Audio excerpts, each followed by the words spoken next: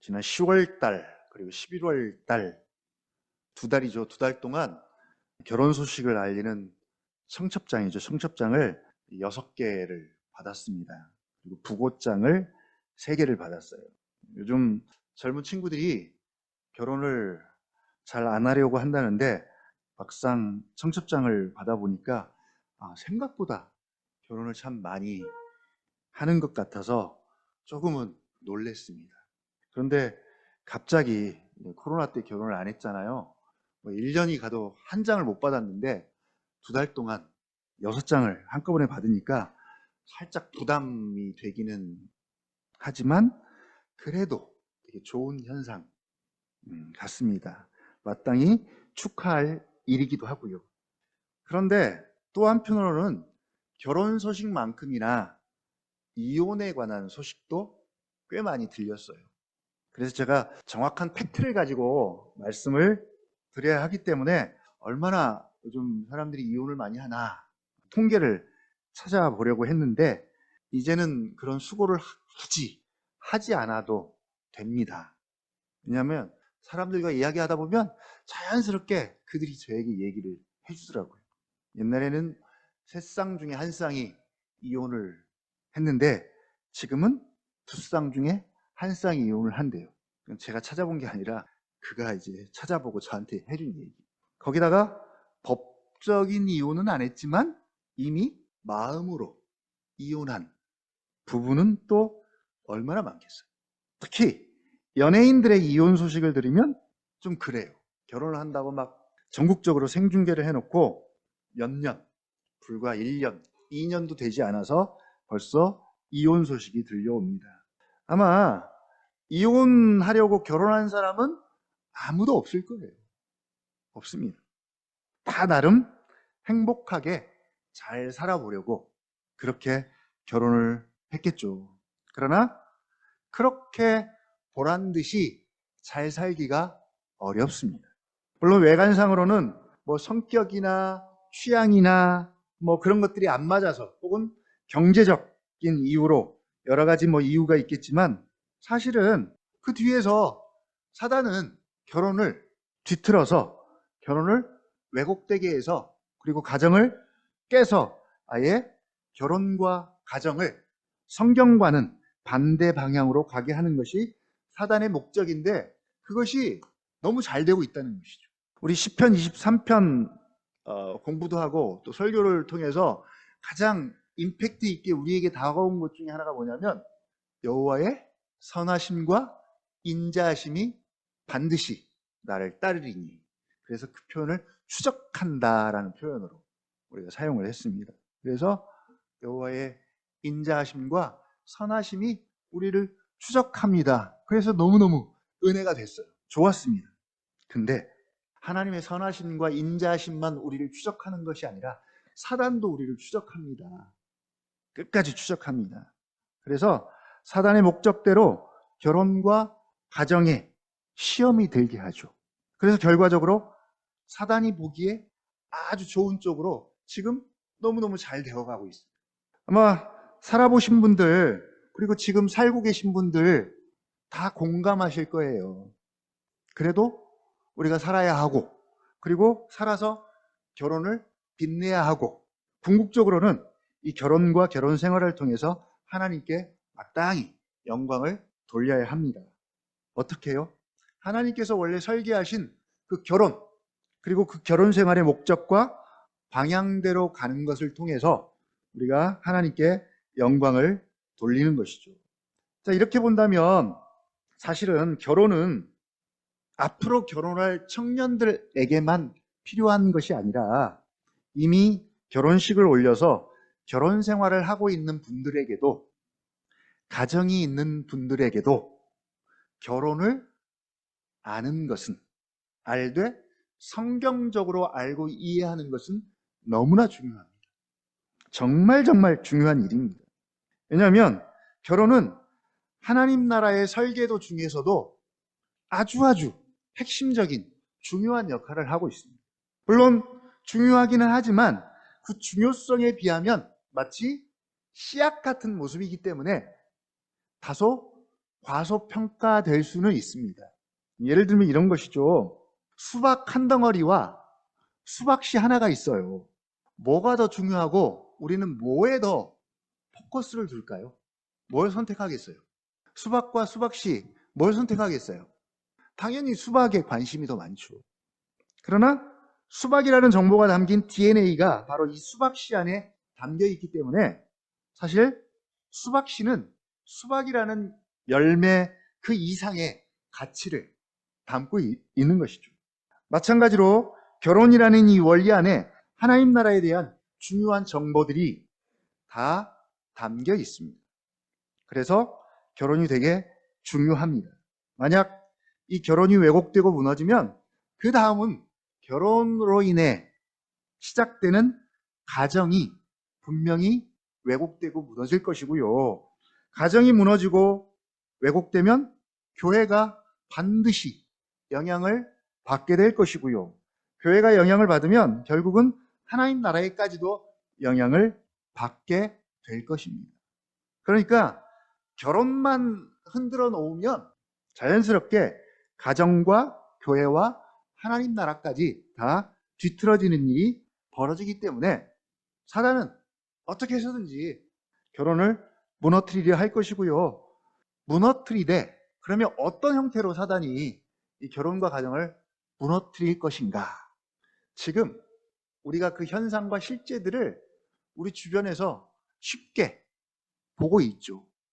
보고 있죠. 그리고 그것들이 우리 가정 안에도 이미 들어와 있을 것이고요. 그래서 너무나 잘 알고 있습니다.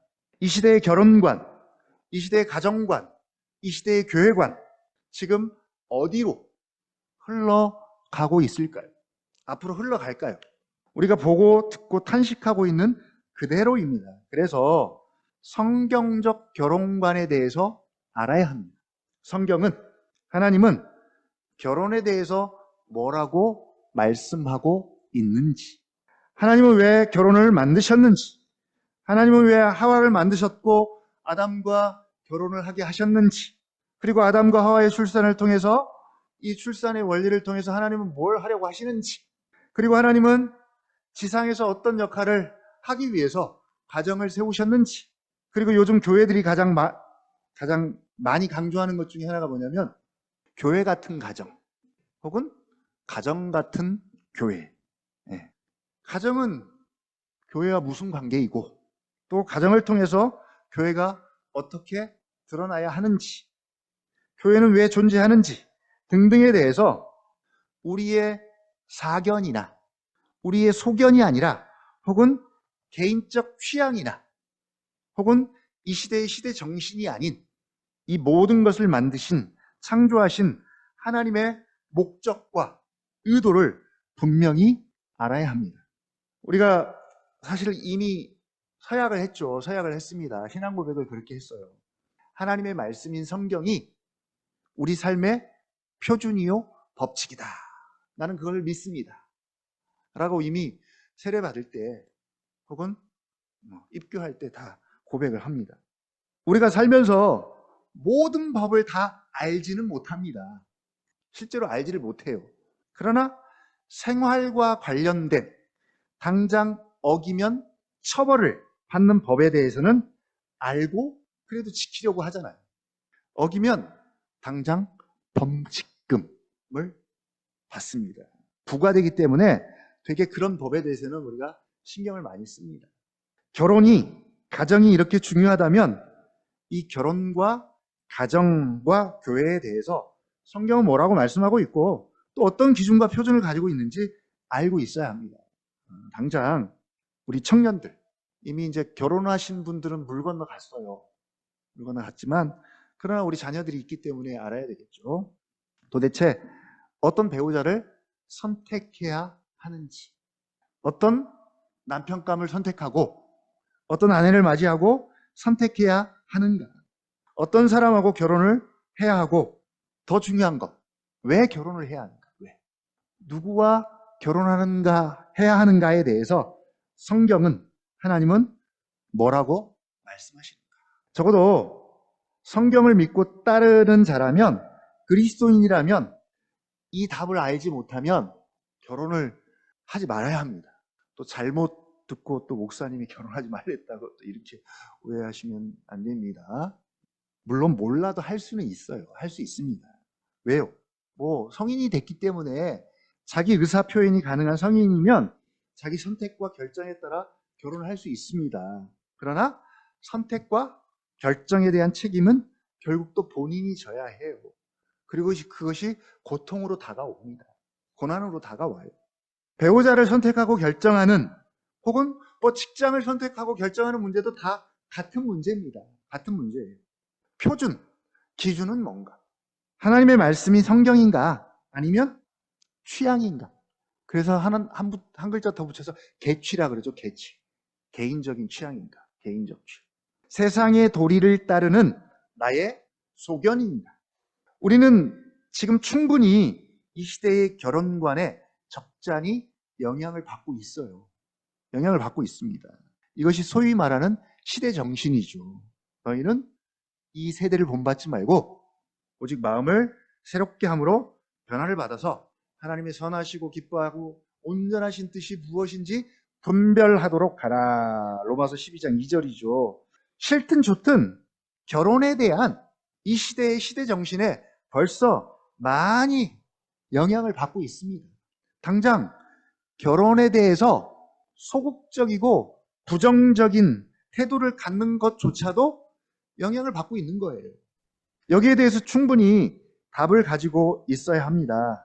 단지 그냥 교회 다니니까 믿음으로 하면 되지. 이 생각은 너무나 위험한 생각입니다. 먼저는 표준과 기준이 있어야 하고요. 그리고 그 표준과 기준을 가지고 선택하고 결정할 때 그때 믿음을 사용하는 거예요.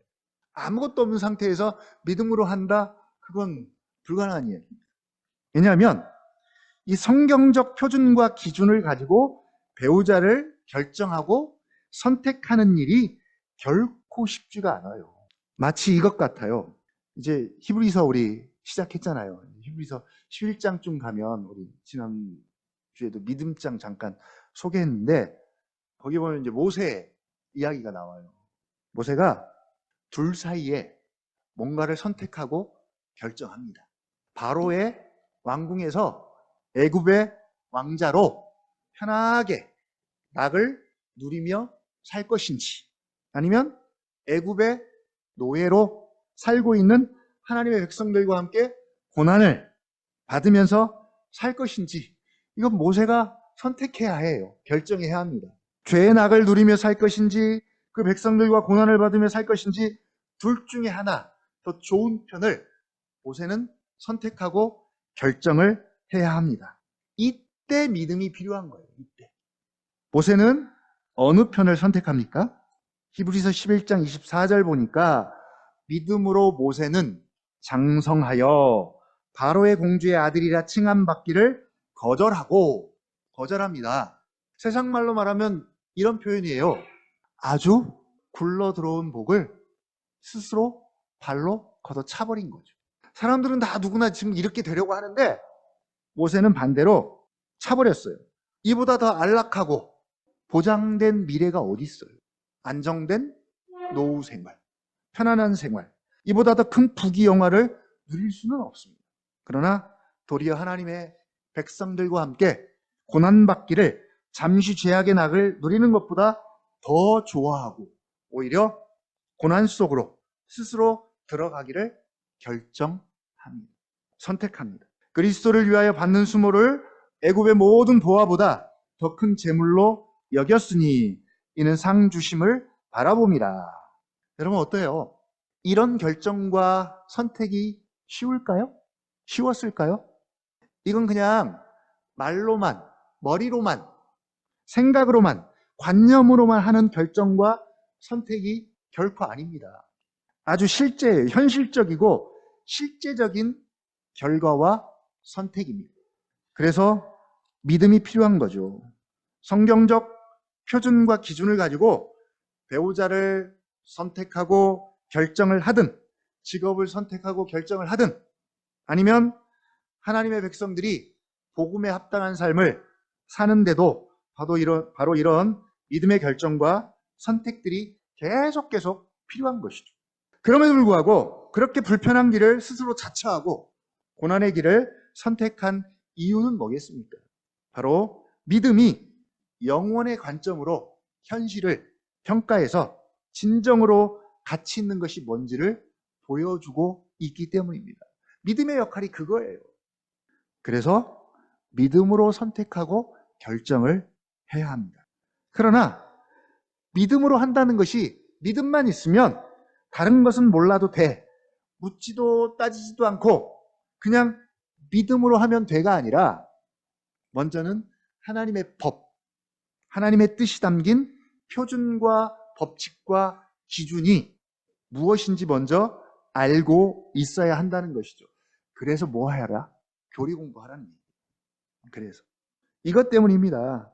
이것들이 믿음의 내용이기 때문에. 그래서 성경 보라는 것이죠. 이걸 먼저 알고 가지고 있어야 됩니다. 자, 우리는 이걸 성경적 결혼관이라고 이렇게 정의를 하겠습니다. 그러면 성경적 결혼관이 있다면 반대로 세속적 결혼관도 있겠죠? 성경적 결혼관만 있으면 문제될 게 없잖아요. 세속적 결혼관도 있습니다. 그리고 이 세속적 결혼관의 종류는 어마어마해요. 너무 많아요. 왜냐하면 한마디로 자기가 자기의 결혼을 정의하기 때문이죠. 그러니까 결혼에 대해서 자기 스스로 정의하기 때문에 세속적 결혼관은 너무 많아요. 어마어마합니다. 결혼의 목적도 방향도 의미도 누가 결정해요? 다 자기가 결정하는 거예요. 자기가. 심지어 결혼만 결정해요? 성도 누가 결정해요? 성도 자기가 결정하는 시대가 왔잖아요.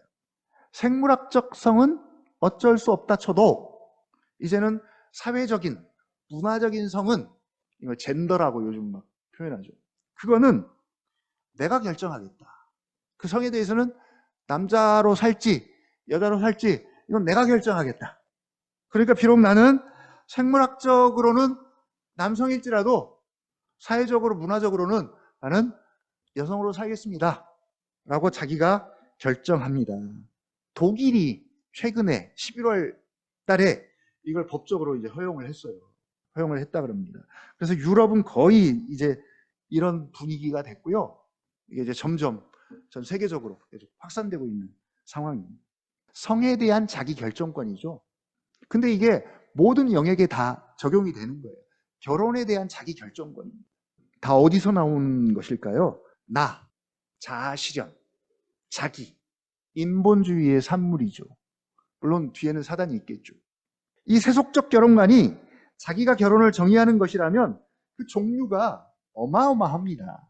바로 오늘날 이런 세속적 결혼관이 난무하는 시대 가운데 그러면 우리는 하나님의 사람들은 여기 앉은 우리 청년들은 예수 그리스도를 주로 고백하는 우리는 그런 어떤 결혼관을 가지고 또 결혼을 준비하고 더 나아가서는 결혼 생활. 이 결혼 생활이 뭐예요? 가정이죠. 가정 안에서 이루어지는 결혼 생활을 해야 하는가? 어떻게?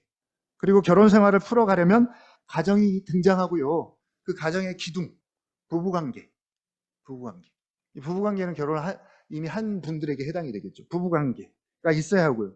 그리고 또 하나 출산의 원리와 그 출산의 원리를 통해서 낳게 되는 자녀 문제, 자녀 관계. 그래서 가정입니다.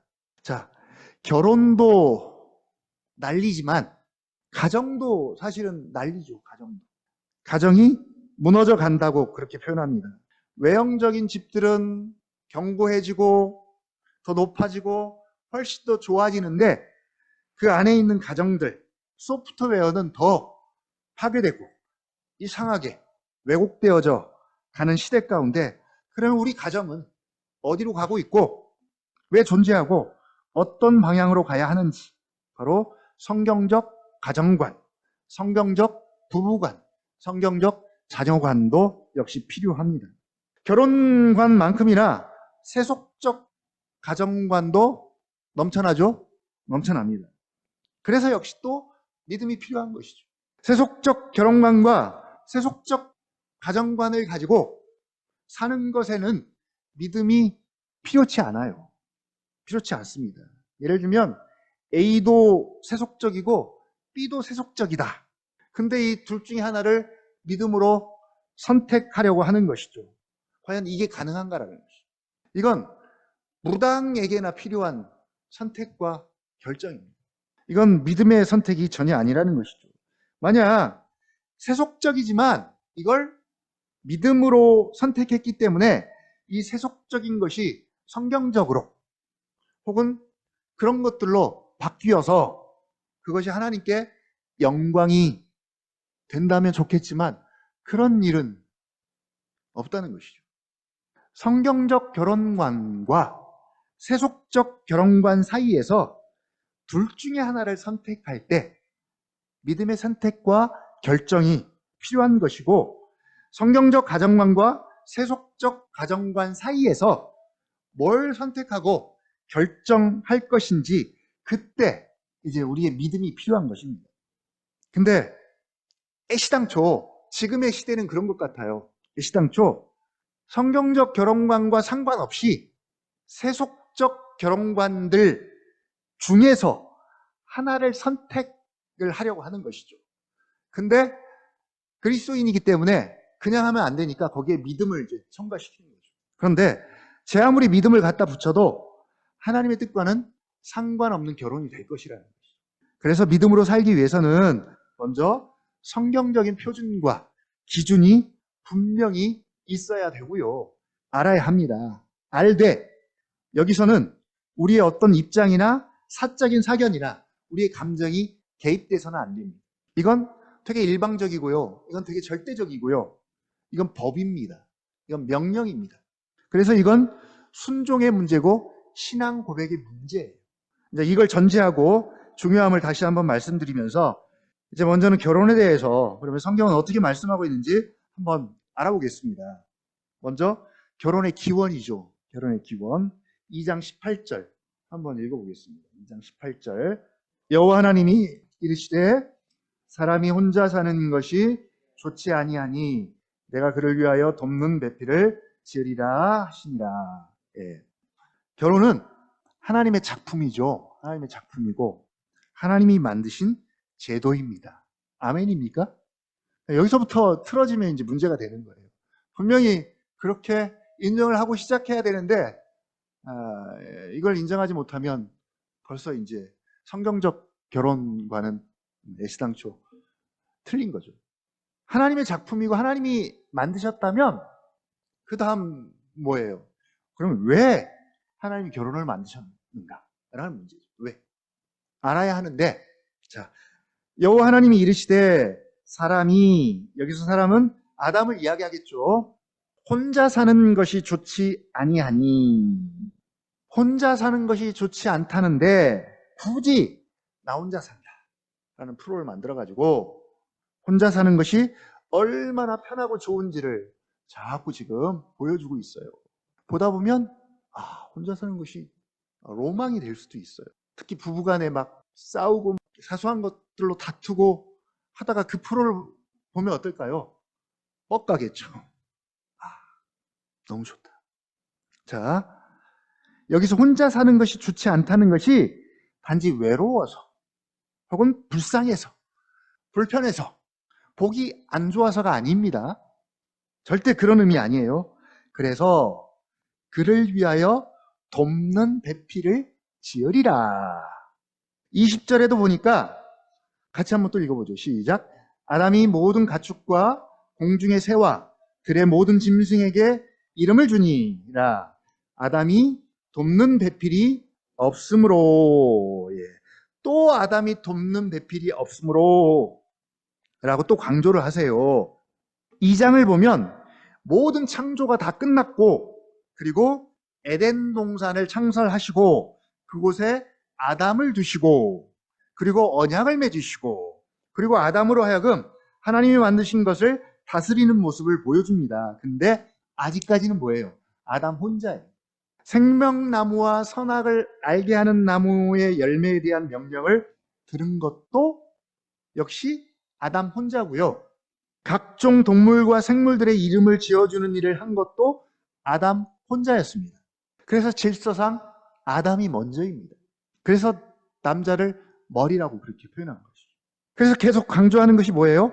사람이 혼자 사는 것이 좋지 않다. 그리고 그를 위하여 돕는 배필을 지으리라. 돕는 배필이 없으므로. 그래서 여자 하와를 만드십니다. 결혼을 이해하는 데 가장 중요한 열쇠입니다. 여자를, 하와를 왜 만드셨어요? 왜요? 아담, 남자를 위하여 돕는 배필로서입니다. 이 돕는 배필의 의미가 여성분들에게 어떻게 들릴지 모르겠어요. 설거지나 하고, 뭐 그냥 잔일이나 하고, 남자 옆에서 보존하라는 그런 의미인가? 아마 지금 페미니즘 운동을 하는 분들에게는 이 돕는 배필이라는 의미가 아주 불편하게 들립니다. 그러니까 이제 빼야 돼요, 이 표현을. 그분들의 입장에서 빼야 되는 거죠. 빼야 돼. 어떠세요? 돕는 배필. 우리 자매들 불편하십니까? 일단 우리가 아까 전제하기를 우리의 사적인 감정이나 해석은 일단 지양하고 자제하고 하나님이 계획하신 그대로에 먼저 집중을 해야 한다라고 말씀을 드렸죠. 조금 불편하더라도 그렇게 해야 합니다. 왜냐하면 이건 법이고 기준이고 표준이고 창조의 질서입니다. 자, 21절부터 아담을 위하여 돕는 배필을 만드시는데 이 과정이 또 되게 중요하죠. 중요합니다. 21절 한번 읽어보죠. 시작. 여호와 하나님이 아담을 깊이 잠들게 하시니 잠들매 그가 그 갈빗대 하나를 취하고 살로 대신 채우시고, 그리고 여호와 하나님이 아담에게서 취하신 갈빗대로 여자를 만드시고 그를 아담에게로 이끌어 오시니. 남자와 여자는 창조 자체가, 재료 자체가 달라요. 남자는 흙으로 만드셨다면 여자는 뭘로요? 남자의 갈빗대로 만드셨습니다. 자, 왜 이런 과정을 거치셨을까요? 왜?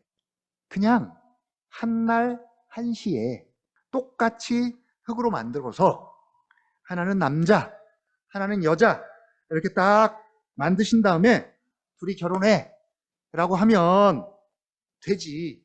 아니면 굳이 결혼하지 않아도 돼. 결혼도 필요 없게 만드시지. 그러면 남자도 여자도 구별이 필요 없는 그냥 하나의 인간으로 만드시지. 번거로울 수도 있지만 하나님께서는 남자를 잠들게 하신 후 그 갈빗대를 취해서 여자를 만드시고 그를 아담에게로 이끌어 오십니다. 그러자 아담의 반응이죠. 23절 한번 또 읽어볼게요. 시작. 아담이 이르되 이는 내 뼈 중에 뼈요 살 중에 살이라. 이것을 남자에게서 취하였은즉 여자라 부르리라 하니라. 어때요? 여자의 창조가 마음에 드시나요? 자, 바울은 이 23절을 말씀을 가지고 교회와 그리스도와의 관계 가운데 그대로 적용을 합니다. 교회와 그리스도와의 관계에 적용을 하면서 5장, 에베소서 5장 25절 남편들아 아내 사랑하기를 그리스도께서 교회를 사랑하시고 그 교회를 위하여 자신을 주심같이 하라. 그리고 28절 이와 같이 남편들도 자기 아내 사랑하기를 자기 자신과 같이 할지니 자기 아내를 사랑하는 자는 자기를 사랑하는 것이라. 아내 사랑하기를 누구처럼? 자기 자신과 같이 하래요. 그리고 아내를 사랑하는 자는 누구를 사랑하는 것이다? 자기를 사랑하는 것이래요. 요즘 같은 세상에 아내는 아내고 나는 나지. 아내를 사랑하는 것은 아내를 사랑하는 것이지 그게 나일 수는 없는 것이잖아요. 그러나 이 근거는 바로 여자의 출처가 바로 아담 자신의 갈빗대이기 때문에 아담의 입장에서는 여자를 사랑하는 것은, 하와를 사랑하는 것은 바로 누구를 사랑하는 거예요? 자기 몸을 사랑하는 것이죠. 아담의 입장에서는 적어도 그래요. 같은 원리입니다. 자, 여기까지가 여자를 왜 만드셨고 어떻게 만드셨는지를 말씀하시는 내용이고요. 이제 그런 다음에 24절 이 둘을 결혼 관계로 이끄십니다. 이제 여기서 결혼의 원리가 생겨나는데 24절 한번 읽어볼게요. 시작. 이러므로 남자가 부모를 떠나 그의 아내와 합하여 둘이 한 몸을 이룰지로다. 에베소 5장 31절에 똑같은 말씀이 있습니다. 조금만 바뀌었는데 똑같이 말씀하십니다. 그러므로 사람이 부모를 떠나 그의 아내와 합하여 그 둘이 한 육체가 될지니. 창세기는 한 몸을 이룰지라, 에베소서는 한 육체가 될지니 라고 말합니다. 남자가 부모를 떠나 아내와 합하여 둘이 한 육체가 되고 한 몸이 되어야 하고, 또 될 수 있는 근거는 바로 24절, 이러므로, 2장 24절이죠. 이러므로 때문입니다.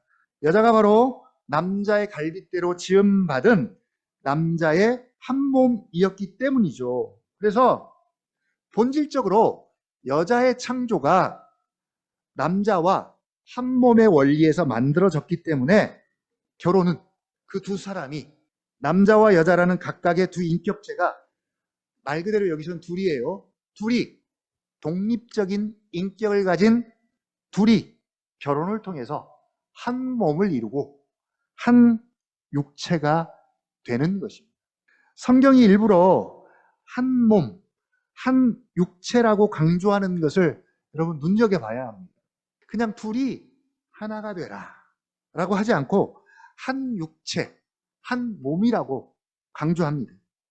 이 하나가 되는 것이 단지 정신적인 것이나 혹은 고상한 하나됨을 말하는 것이 아니라 아주 본질적이고 전인격적이고 아주 실제적인 하나됨을 강조하기 위해서 한 육체, 한 몸이라고 일부러 사용하고 있는 것이죠. 근데 아담과 하와의 결혼은 이런 배경을 가지고 있기 때문에 둘이 합하여 한 몸을 이루라는 말씀이 별로 문제가 안 돼요. 근데 우리는 이걸 적용하기가 너무 어려워요. 왜냐하면 우리의 출생이 직접 하나님께서 현장에서 빚은 것이 아니라 다 엄마 뱃속에서 따로따로 태어났기 때문에 이렇게 적용하기가 어려워요.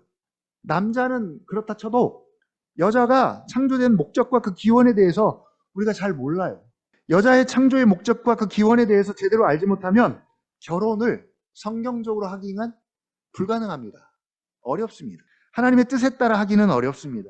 결혼을 하나님의 말씀대로 하지 않으면 역시 결혼과 함께 시작되는 결혼 생활, 가정의 핵심인 부부관계 역시도 하나님의 뜻대로 살기 어렵습니다. 특히 교회의 본질을 알기가 어렵습니다. 그래서 여자를 왜 만드셨는지를 이해하고 아는 것은 결혼과 가정과 교회를 이해하는데 되게 중요합니다. 가장 핵심이죠. 핵심적인 지식입니다.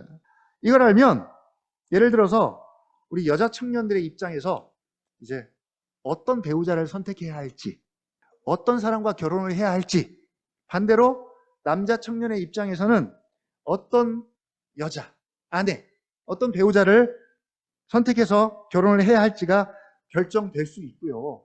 그림이 그려지죠. 윤곽이 그려집니다. 더 나아가서는 결혼과 함께 시작되는 결혼 생활도 여기에 준해서 하면 되죠. 결혼과 동시에 결혼 생활에 들어갑니다. 가정이죠, 가정. 이제는 남자가 아니라 뭐예요? 남편의 위치에서 거기에 걸맞는 역할이 주어집니다. 또 여자는 아내의 위치에서 아내의 역할을 하게 됩니다. 하나님께서 그렇게 부르셨습니다. 각자의 위치와 역할이 있는 두 인격체가 한 몸과 한 육체를 이루는 결혼 생활에 들어가게 됩니다. 가장 성공적인 결혼 생활은, 하나님이 가장 기뻐하시는 결혼 생활은, 그리고 이 결혼과 결혼 생활을 통해서 하나님께 영광이 되는 것은 남편은 남편의 위치에서 남편의 역할을 잘 감당하고, 그리고 아내는 아내의 위치에서 아내의 역할을 잘 감당해서 그 둘이 따로따로 평행선을 그어서 남편은 남편대로 남편의 이름을 내걸고 살고, 아내는 아내의 위치에서 아내의 이름을 내걸고 아내의 방식으로가 아니라 각각의 인격체로서 각자의 위치에서 역할이 있지만, 여기에는 반드시 구별이 있습니다. 구별이 있지만 그 위치에서 그 역할을 충실히 하면 할수록 서로 분리되고 완전히 다른 방향으로 가는 것이 아니라 오히려 하나됨으로 드러날 것이라는 것이죠. 하나됨으로. 근데 현실은 살면 살수록 어때요? 하나됨보다는 더 확연히 분리되고 점점 더 분리되어서 아예 이제는 하나 될 수 없는 그런 형국으로 치닫게 되는 것이죠. 이 하나됨을 어떻게 보여줍니까? 한 몸, 한 육체로. 한 몸, 한 육체로. 마치 그것 같아요. 우리가 성찬식을 왜 합니까? 우리 한 달에 한 번씩 하잖아요. 번거롭게 왜 그렇게 성찬식을 자주 해요? 우리가 떡과 잔에 참여함으로 그리스도의 몸과 피에 참여해서 우리가 그리스도와 한 몸입니다. 연합되었습니다. 라는 것을 외적으로 자꾸 보여주고 증거하고 나타내기 위해서 그렇게 성찬식을 합니다. 마찬가지로 이 부부의 하나됨을 가시적으로 보여주는 것이 바로 한 몸, 한 육체예요. 가장 실제적이고 본질적인 하나됨입니다. 자, 그러면 이 둘의 하나됨이 왜 그렇게 중요하냐? 바로 교회와 그리스도와의 관계를 이해하는 데 있어서 가장 중요하기 때문입니다. 교회와 그리스도와의 관계를 이해하는데, 아는데 성찬식이 있어요. 성찬식이 있습니다. 그러나 이보다 더 깊이 있고 실제적으로 연합과 하나됨을 경험하고 알 수 있는 것이 바로 부부관계입니다. 그래서 가정은 뭐다? 교회의 모형이다. 가정은 교회의 모형입니다. 가정은 영원하지 않아요. 가정은 한시적입니다. 부부관계, 부모와 자녀관계, 천국 가서도 계속 이어지지 않아요. 가정은 여기서 끝이에요. 그럼에도 불구하고 가정이 중요한 이유는 이 가정을 통해서 교회가 드러나기 때문에, 보여지기 때문입니다. 반대로 교회는 가정의 원형입니다. 가정은 교회를 구성하고 이해하고 아는 데 있어서 아주 중요한 곳이죠. 그래서 우리가 가정을 포기할 수 없는 이유입니다. 예를 들면 가정은 점점 왜곡되고 가정이 점점 깨지는데 교회는 잘 된다? 이런 일은 일어날 수가 없는 것이죠. 이런 일은 일어날 수 없습니다. 우리가 이론적이고 피상적이라는 말을 아주 싫어하는데 그 이론적이고 피상적인 하나됨과 연합을 벗어나서 아주 실제적이고 친밀하고 깊이 있게 알고 경험할 수 있는 곳이 바로 가정 그리고 부부관계입니다. 그래서 성경에서 알미라는 단어가 되게 중요하잖아요. 특히 우리 언약나무교회가 하나님을 아는 지식에 대해서는 늘 강조하는 부분이고 그리스도를 아는 지식, 성령님을 아는 지식, 그리고 영생은 유일하신 참 하나님과 그가 보내신 자 예수 그리스도를 아는 것입니다. 라고 이야기하잖아요. 이 아는 것, 이 지식, 이 알을 이야기할 때 이론적이고 피상적인 알미 아닌 가장 깊이 있고 인격적이고 본질적이고 경험적인 알을 이야기할 때 바로 이 부부관계를 통해서 경험되어지는 알을 전제합니다. 그래서 부부관계가 중요한 거죠. 중요합니다. 더 중요한 이유가 있죠. 이건 중요함에 있어서도 끝판왕입니다. 요한복음 17장 예수님께서 대제사장적 기도를 하실 때 남겨진 제자들과 세상을 위해서 가장 많이 강조해서 기도하시는 내용이 뭐냐면 우리가 하나 된 것 같이 아버지와 내가 하나 된 것 같이 아버지가 내 안에 내가 아버지 안에 있는 것 같이 저들도 우리 안에서 우리와 같이 하나 되게 하여 주옵소서. 진리로 하나 되게 하옵소서. 이 하나됨을 위해서 간절히 기도하셨는데 바로 이 하나됨이 구원의 완성이에요. 끝입니다. 최종 목적지예요. 삼위 하나님의 존재 방식 가운데 우리를 초대하셔서 삼위 하나님의 식탁 교제 가운데 우리를 초대하셔서 함께 식탁 교제를 나누도록 하셨는데 단지 일회성 초대가 아니라 가족으로 초대하셔서 영원히 함께 누리게 하시는 그 하나됨입니다. 그 하나됨 가운데 우리를 초대하시는 거죠. 알았으면 좋겠다. 그 하나됨의 의미를 좀 깨달았으면 좋겠다. 근데 의미를 알지 못하면 아무리 하나됨 얘기해도 별로 감동도 없고요. 이 삼위 하나님의 하나됨은 말 그대로 충만입니다. 충만. 완전한 사랑으로 충만한 상태이시고 충만한 기쁨과 즐거움의 충만입니다. 지혜와 권능과 자비와 선하심의 충만한 상태입니다. 하다못해 부부 사이에도 언제 둘이 하나됨을 가장 깊이 느끼냐면 결혼하기 전 사랑으로 충만할 때, 그때를 한번 생각해 보십시오. 원래대로는 지금이 더 충만해야 되는데 어때요? 지금도 충만하십니까? 네. 그때 결혼하기 전에 정서적으로든 뭐든 둘이 충만할 때 어때요? 그때 결혼을 해야 되겠다. 이 사람이다. 그러면 이제 결혼을 선택하는 것이죠. 사랑이 충만할 때 그때 하나됨을 느끼는 거예요. 그때 둘만이 하는 기쁨과 감격이 있어요. 뭐 다른 거는 뭐 외적인 환경 별로 중요하지 않아요. 근데 사랑으로 충만하니까 이 둘 사이가 마치 하나가 된 것 같은 그런 느낌을 느끼는 것이죠. 그래서 결혼을 결심하게 되는 것이죠. 근데 이게 계속 지속되면 좋은데 현실적으로 살아보니까 차이가 너무 많이 난다는 것이죠. 너무 달라요. 취향도 다르고, 그리고 이 다름이 좁혀지지 않으니까 서로 완전히 분리가 되는 것이죠. 이건 사단의 목적과 방향입니다. 하나님이 원하시는 목적과 방향은 삼위 하나님의 존재 방식인 일체 하나됨 가운데 우리를 초대하셔서 그 하나됨 안에 있는 그 충만함들을, 영광들을 누리게 하는 것이죠. 그래서 예수님도 제자들을 위해서 기도할 때 창세전에 내가 아버지와 가졌던 그 영광, 그 영화, 그들도 나 있는 곳에 와서 나와 하나가 되어서 나의 영광을 보기를 원합니다. 함께 누리기를 원합니다. 함께 상속자가 되기를 원합니다. 보게 하여 주십시오라고 아버지께 간구하는 기도를 드리는 것입니다. 바로 이 하나님의 독특하고 신비스러운 존재 방식이 고스란히 드러나는 곳이 바로 사람을 창조하신 그 현장이죠. 이제 마지막으로 우리 창세기 1장 26절 한번 찾아보겠습니다. 26절, 27절, 28절 너무나 중요한 말씀이죠. 26절, 하나님이 이르시되 우리의 형상을 따라 우리의 모양대로 우리가 사람을 만들고 그들로 바다의 물고기와 하늘의 새와 가축과 온 땅과 땅에 기는 모든 것을 다스리게 하자 하시고, 하나님의 존재가 단수가 아니라 복수임을 뭐라고 표현합니까? 우리 세 번 강조하죠. 우리의 형상, 우리의 모양, 우리가 라고 쓰고 있습니다. 그렇게 하나님의 형상과 모양대로 지음받은 존재가 바로 누구다? 사람입니다. 그렇게 하나님의 형상과 모양을 따라 사람을 만드시고 어떤 사명을 주시냐면 그들로 바다의 물고기와 하늘의 새와 가축과 온 땅과 땅에 기는 모든 것을 다스리게 하자 하시고, 창세기 강해 혹시 생각나시나요? 끝난 지 얼마 안 됐는데 우리를 무엇으로 삼으셨다? 이 말씀 설교할 때 우리를 무엇으로 삼으셨다? 대리통치자라는 말 기억하실지 모르겠어요.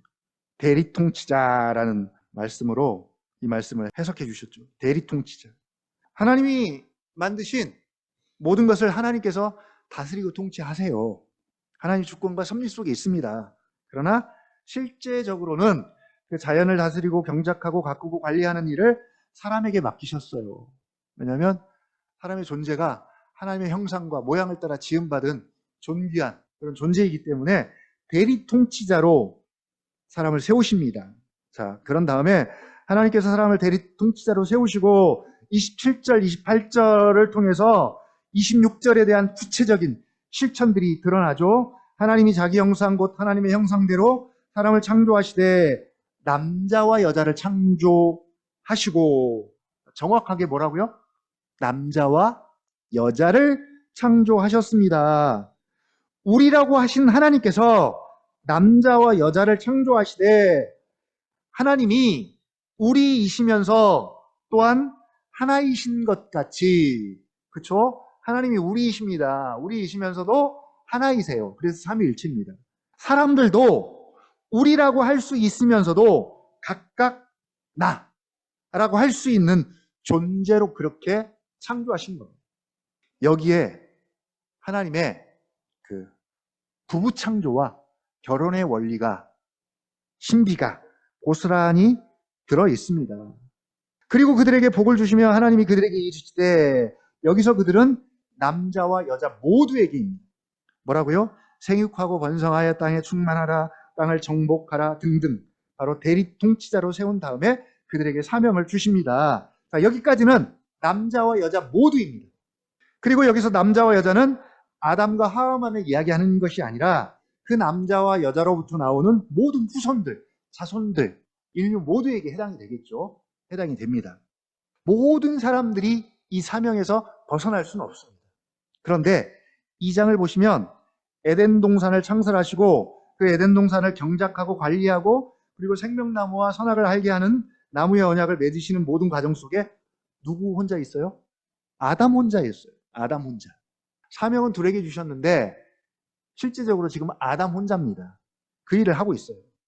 아담이 나 혼자 살고 있어요. 지금. 근데 나 혼자 사니까 하나님 뭐라고 하세요? 나 혼자 사는 것이 좋다? 좋지 않다? 좋지 않다. 좋지 아니하니. 애시당초 하나님의 형상을 따라 하나님의 모양대로 지음을 받을 때 인간 존재 방식이 혼자가 아니라 누구다? 우리입니다. 우리. 그리고 혼자서는 이 사명을 감당할 수가 없습니다. 생육하고 번성하고 땅에 충만하기 위해서는 혼자서는 불가능합니다. 그래서 남자와 여자 그들이어야 합니다. 근데 지금 아담 혼자 그 일을 하고 있는 것이죠. 그래서 혼자 사는 것이 좋지 아니하니 내가 그를 위하여 돕는 배필을 지으리라. 그래서 돕는 배필입니다. 근데 사명을 둘 다에게 주셨지만 실제로 그 사명을 직접 받은 것은 아담입니다. 아담이 먼저 받았어요. 아담의 사명을 받았고 그리고 그 받은 사명을 누구와 함께? 돕는 배필인 하와와 함께 그 사명을 감당하고 또 사명에 순종해야 하는 것이죠. 그래서 결론적으로 이거죠. 어떤 배우자를 선택해야 하는가에 대해서 남자에게 필요한 건 뭐다? 남자에게 필요한 건 뭐다? 남자 청년들 중요합니다. 뭐라고요? 사명입니다. 사명. 남자 청년들이 결혼을 준비하는데 가장 중요한 게 뭐냐면 아파트도 아니고 집도 아니고 사명이요. 사명. 사명이 있어야 합니다. 사명이 있는가? 하나님이 주신 사명이 있는가? 결혼에 대해서, 가정에 대해서, 교회에 대해서 하나님 나라에 대한 확실한 사명이 있는가? 자, 그러면 여자 입장에서는 봤더니 그 남자의 사명이 내게 주신 사명 같다. 그때 내가 돕는 배필이 되어서 나의 전부를 바쳐서 함께 그 사명을 감당하겠습니다. 라는 마음이 들면 그때 결혼을 결정합니다. 물론 사명만 있다고 결혼을 그냥 하라는 얘기는 아니에요. 원리를 이야기하는 것이죠. 그게 가장 앞서고 중요하다는 이야기입니다. 그게 가장 앞서고 중요합니다. 사랑과 행복이 먼저가 아니라 느낌이 먼저가 아니라 사명이 제일 중요합니다. 사명이 뭔지 모르겠다. 그러면 결혼을 생각도 하지 말라. 바로 반대로 어떤 아내를 선택해야 하는가? 나와 함께 이 사명을 위해서 기꺼이 돕는 배필이 될 사람을 선택해야 하는 것이죠. 남자의 사명만큼이나 여자가 중요한 이유는 뭐냐면 영향력 때문입니다. 영향력. 여자들의 영향력이 커지고 있죠? 커지고 있습니다. 엄청나요, 지금. 그러니까 내 옆에 있는 여자는 나를 지옥에도 끌고 갈 수 있고 천국에도 끌고 갈 수 있는 그런 존재예요. 그 정도로 여자의 영향력이 큽니다. 실제로 그 일이 어디에서 일어났어요? 에덴 동산에서 일어났잖아요. 그 완전한 에덴 동산에서 일어났어요. 하와가 아담을 끌고 어디로 갔어요? 타락의 현장으로 끌고 가잖아요. 죽음의 현장으로 끌고 갔습니다. 그러니까 영향력이 되게 큰 존재입니다. 그냥 돕는 배필이 설거지하고 그런 차원이 아니라 엄청난 영향력을 가진 존재입니다. 아내가. 그래서 신중하게 잘 선택해야 하고요. 반대로 여자 입장에서도 나의 인생을 바쳐서 돕는 역할을 할 만한 그런 사명을 가진 배우자를 만나야 하는데 한마디로 그거죠. 이 남자가 나의 머리가 될 수 있는가? 나의 머리가 될 수 있는가? 왜냐면 그리스도잖아요. 아내는 교회니까. 나의 머리가 될 수 있는가? 나를 잘 가르치고 인도하고 안내하면 내가 기꺼이 따라가고 도울 수 있는 사람인가를 먼저 생각을 해봐야 합니다. 자, 마지막 결론. 그러면 그런 사람이 있겠는가? 있을까요? 우리 청년들? 그런 사람이 있을까요? 먼저는 그런 사람이 되어야 합니다. 남자는 남자의 위치에서, 여자는 여자의 위치에서 하나님의 창조 질서대로 하나님의 뜻에 합당한 결혼이 어떤 결혼이고 또 어떤 가정인지 또 먼저 말씀을 통해서 충분히 배우고 알고 익혀서 정말 성령께서 우리 청년들을 그렇게 하나님이 기뻐하시는 결혼으로 인도해 주시기를 원합니다. 그리고 지금 결혼 생활을 하는 우리 가정들도 우리도 우리의 결혼 생활, 가정 생활이 지금 하나님이 원하시는 목적과 방향대로 잘 흘러가고 있는가 돌아보고 정말 성경적으로 건강한 결혼, 건강한 가정으로 세워질 수 있는 우리 교회가 되기를 다시 한번 주님의 이름으로 부탁을 드립니다.